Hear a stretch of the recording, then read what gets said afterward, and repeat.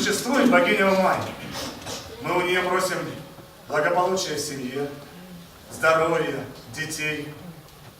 Песня из спектакля «Адыщиры. Земля отцов» Алисы Козласовой.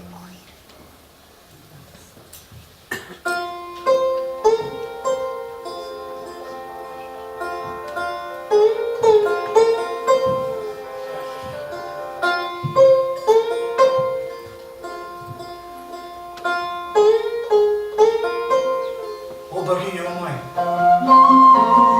ты смотришь на нас с белых облаков и синих тасхылов. Подари благополучие, подари здоровье, любовь.